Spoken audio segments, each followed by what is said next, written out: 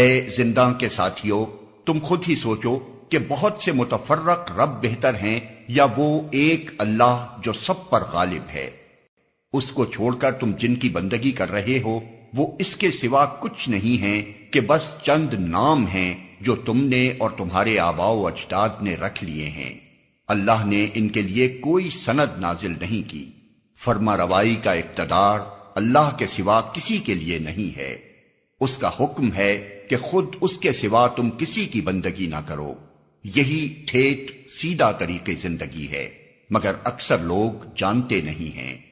اے زندہ کے ساتھیو، تمہارے خواب کی تعبیر یہ ہے کہ تم میں سے ایک تو اپنے رب شاہ مصر کو شراب پلائے گا، رہا دوسرا تو اسے سولی پر چڑھایا جائے گا اور پرندے اس کا سر نوچ نوچ کر کھائیں گے۔